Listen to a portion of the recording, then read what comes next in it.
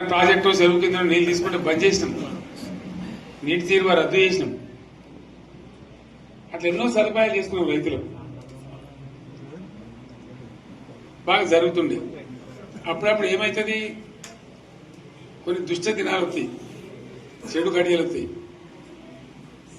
మనోళ్ళు కూడా అలవోకగా ఓట్లేసారు. మీరు గొప్పలే, మీరు మాణిగ్రామం గెలిపించారు. కొన్ని నియోజకవర్గాలలో అత్యాశకు పోయి నేను చెప్పిన కూడా అప్పుడు మంది మాటలు పట్టుకొని మారమానం పోతే మళ్ళీ వరకు ఇల్లు కాలిపోతారు. వీళ్ళని నమ్మితే అమాంతం మింగుతారు, మోసపోతాం. రైతు బంధుకు రామరామ అంటారు, దళిత బంధుకు జై భీమ్ అంటారు. వీళ్ళు ముంచుతారా నాయన అని చెప్పిన ఆయన వాడు తులం బంగారం ఇస్తా, నీకు ఏంటి, నీకు బంగారం వడ్డానం పెడతాను కానీ ఆయన నమ్మి ఏమో మీ సంగతి ఎంతో చూద్దామని ఆయన వేశారు. వేసింది ఇరుకపోయారు, బావిలో పడ్డారు, అయిపోయా ఉన్నాయి అన్ని వీకే. మళ్ళీ మొదటికి వచ్చానా కైలాస వాడలో పెద్ద పంపించినట్టు అయింది. మళ్ళీ అంతే కదా, ఆలోచన లేకుండా ఎటు పడితే అటు ఎవడో ఏదో చెప్తే నమ్మి ఓట్లేస్తే ఏమైంది అనేది ఒక మంచి గుణపాఠం ఇది తెలంగాణ. గ్యారంటీగా మంచిగా సంసారం జరుగుతుంది. జర తువ్వకొచ్చినాం, రైతులు ఇంత ముఖం తెలివైతుండ్రి, ఇంత బాకీలు కట్టుకుంటుండ్రి. ఎంతో మంది పాపం సిటీలు వేసుకుందరు, ఏదో వేసుకుందరు. రైతు బంధు పైసలు పడితే ఎంత సంతోషం ఉంటుండే. ఆయన మీద గంగలు గడిచిపోయింది. ఇప్పుడు వాడు ఇతడో ఏడో భగవంతుని కనుక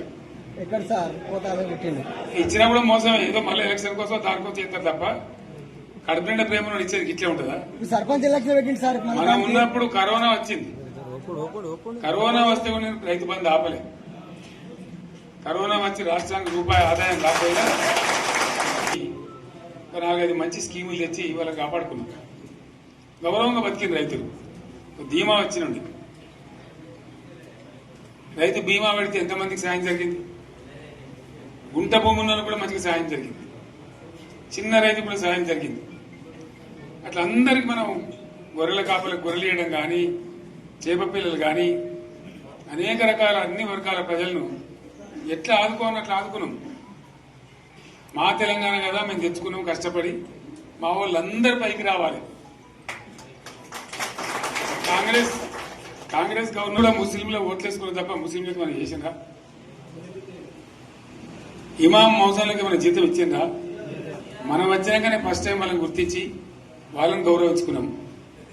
ముస్లిం మైనార్టీ పిల్లలకు, మన గిరిజన పిల్లలకు, మన ఎస్సీ పిల్లలకు, మన బీసీ పిల్లలకు ఎంత మంచి రెసిడెన్షియల్ స్కూల్ పెట్టుకున్నాం. అందరినీ కూడా ముందు తీసుకుపోవాలి. ఇవాళ మన కళ్ళ ముందని నాకు బాధ కలిగేది ఏంటంటే, చిన్న వర్గాల ప్రజలు కాన్వెంట్ స్కూళ్ళలో చదివించలేరు, వాళ్ళ పిల్లలు కూడా బాగా చదవాలని చెప్పి ఎస్సీలకు, బీసీ, మన మైనార్టీ సోదరులకు గురుకుల పాఠశాలలు పెట్టారు. అద్భుతమైన చదువు చదువుకునే వాళ్ళు. ఇవాళ మొత్తం రోజు బడి పిల్లలు విషాహారము, కడుపు నొచ్చుడు, బాధపడు, పురుగులు అన్నం పెట్టుడు. పిల్లలు వెళ్ళిపోతున్నారు, ఆ స్కూళ్ళ నుంచి ఇళ్ళకి వెళ్ళిపోతున్నారు. తల్లిదండ్రులు కూడా భయపడి తీసుకుపోతున్నారు. ఏం ఘోరం ఇది, నాకు అర్థం కాదు. మళ్ళీ ఇది చేసిన కూడా ఇప్పుడు మళ్ళీ అదే కాంగ్రెస్ పార్టీ. అంతేనా? మళ్ళా పాత కాంగ్రెస్ మోపైంది, మళ్ళా కరెంటు కోతలు మోపైనాయి. వెనకాలం ఇంకేం గత అవుతుందో మార్చి ఏప్రిల్ ఏమవుతుందో. ఇంకా కరెంటు కోతలు మోపైనాయి, మంచినీళ్ళు సరికొత్తలేవు, అడిగే నాతులు లేడు. ఎవడన్నా గట్టిగా నిలదీసినడితే వారికి పోలీసు స్టేషన్లో పట్టేయడం. ఇదేనా రాజ్యం? ఇట్లా ఉండదా రాజ్యం?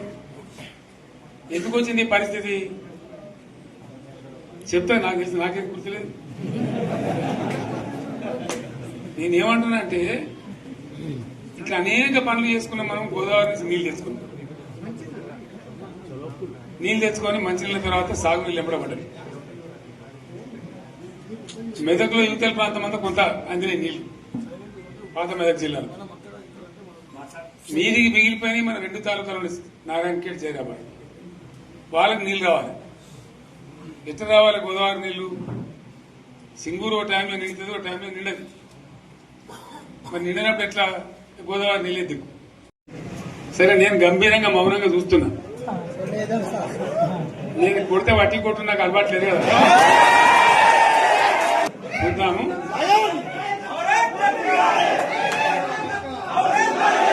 4 రోజులు కానీ అన్నట్టుగా నేను చూస్తా ఉన్నా. కానీ మనోళ్ళందరూ కూడా ప్రతిపాదిస్తున్న ఏంటంటే, 1 సంవత్సరం జరిగిపోయింది, సంగమేశ్వర ఆన్నే పన్నది, బసవేశ్వర ఆన్నే పన్నది, పాలమూరు ఉత్పత్తుల పథకం ఆన్నే పన్నది, కాళేశ్వరం అట్లే ఎండబెడుతున్నారు, ఇవన్నీ అన్యాయాలని. కాబట్టి ఫిబ్రవరి నెలాఖరులో ఒక పెద్ద బహిరంగ సభ పెట్టాలి, మీరు కథ చూడాలి అని జరుగుతూ ఉంది.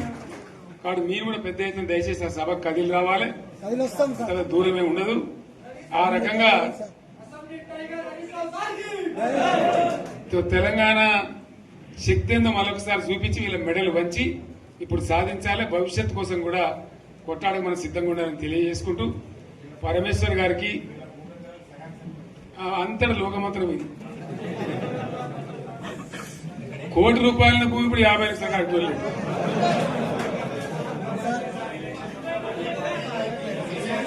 ఈ ఒక్కని బాధ ఒక ఆయన వచ్చింది, మన ఒక ఆయన ఒక 10 మంది వచ్చారు హైదరాబాద్కి. అందులోకి 2 ముస్లిం సోదరులు వచ్చారు. साहब सोब तबाह हो गया, इफलासी मुफलसी बच्चे क्या दबे हो गए. तुम्हारा क्या हुआ बहन, तुम्हारा क्या हुआ, तुम हैदराबाद में तुम लोग हैं. मेरा कारोबार है साहब, मेरा छोटा मोटा कारोबार है, होटल भी है, 70% गिर गया. हर कोई पूछ रहे, हर कोई केसीआर को याद कर रहे सामान. వాళ్ళు మాట్లాడుతున్నారు. ఎక్కడ ప్రతి ఒక్కరు భూముల ధరలు పోయినాయి, మన్ను పోయినాయి, మసాలా అన్ని పోయినాయి. ఎంత మంచిగా 4 ఎకరాల రైతు నేను 4 కోట్ల ఆసామని అనుకుంటుండే. అంత ధీమా ఉంది, ఎంత బాగుండే. హైదరాబాద్ నుంచి అడిగితే కూడా వచ్చి మనం ఇవ్వకపోతాం భూములు, డిమాండ్ పెరగానని. అంత బ్రహ్మాండంగా మారుమూల ప్రాంతంలో కూడా 40 లక్షలు 50 లక్షలు ఎకరానికి ఉండే. అటువంటిది సగానికి సగం పడిపోయి మొత్తం నాశనం చేసింది. వీళ్ళు ఇట్లే వదిలిపెడితే ఇంకింత నాశనం అవుతుంది. కాబట్టి మనం కొట్లాడాల్సిందే. నేను ఇంకొక మాట మీకు చెప్తా. ఎలక్షన్లలో నేను మస్తుగా చూసిన 50 ఇళ్లలో పార్టీలు గెలితే ఓడితాయి. ఇంత మాయలు ఏడాది లోపలనే కాంగ్రెస్ పార్టీ దొరికితే కొడతాం రానంత గొప్పగా.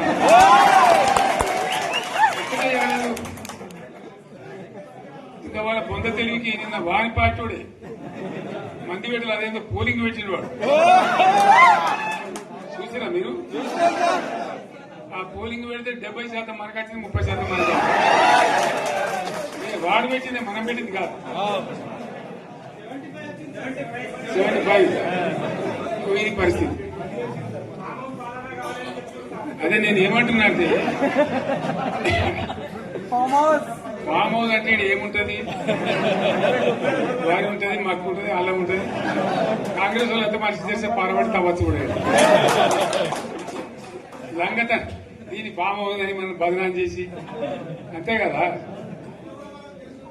నేను ఏమంటున్నా అంటే, అన్ని మబ్బులు వీడిపోయినట్టు ప్రజలకు అన్ని తెలిసిపోతున్నాయి. మంచి ఏంది, చెడ్డ ఏంది, ఏం జరిగింది అన్ని ఇంకా ఘోరమైంది నేను చెప్తున్నా. వీళ్ళ తెలియదక్కతనానికి ఏమైంది, నిన్న మొన్న రిపోర్ట్ వచ్చింది. Comptroller and auditor general of India అని కాగ్ అంటారు దాన్ని. కాగ్ రిపోర్ట్ వచ్చింది. పోయిన సంవత్సరం మన గవర్నమెంట్ లో వచ్చిన ఆదాయం కంటే 13,000 కోట్ల రూపాయల ఆదాయం తగ్గిపోయింది. ఇంకా మార్చి పోయే వరకల్లా ఇంకో 3-4 కోట్లు అవుతుంది. అంటే 15,000 కోట్ల ఆదాయం పోతుంది. మన గవర్నమెంట్ ఉన్నప్పుడు ప్రతి ఏడాది 15,000 కోట్లు పెంచుకుంటూ పోయినాయి, చెప్పేసుకుంటూ పోయింది. ఏడాది 10 నుంచి 15,000 కోట్ల ఆదాయం పెరిగేది మన టైంలో. అంత జాగ్రత్తగా మనం వ్యవహారం చేస్తాం. ఇలా ఉల్టా 15,000 కోట్లు పడిపోయింది. ఇంకా వాడేమిస్తాడుగా,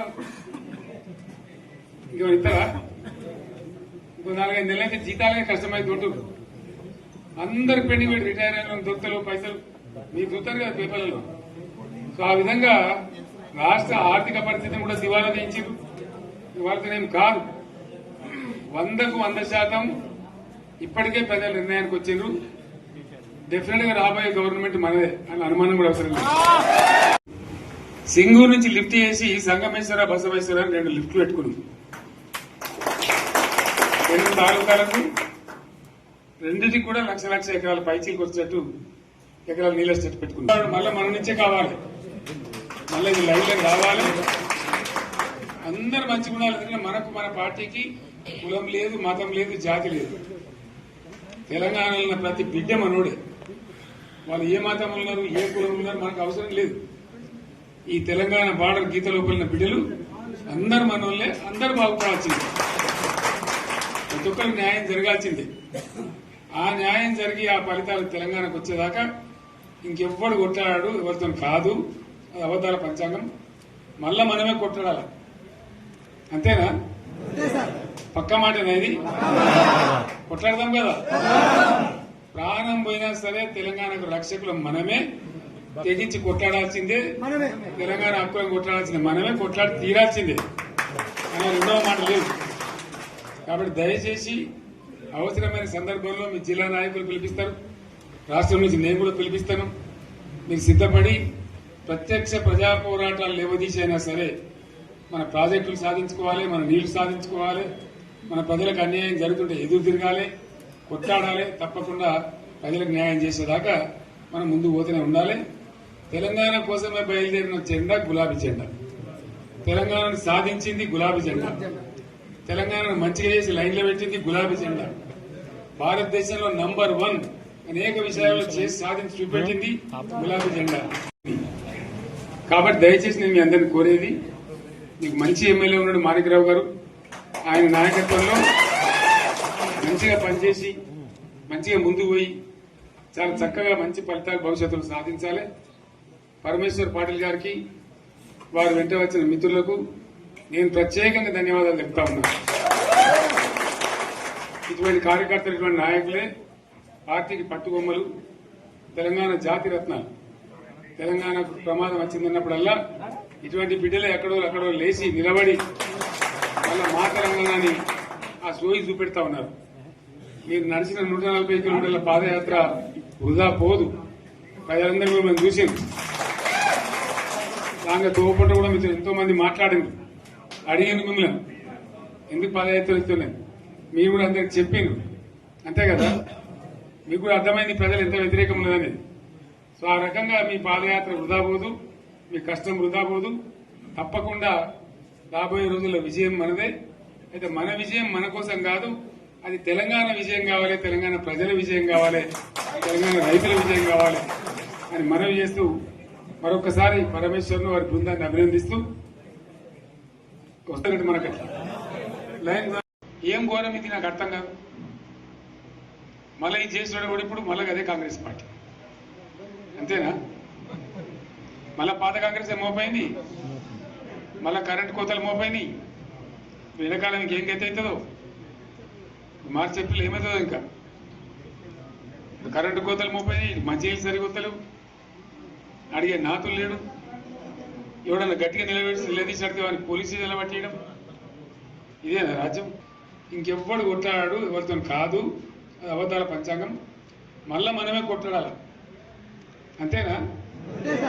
పక్క మాట అనేది కొట్లాడదాం కదా.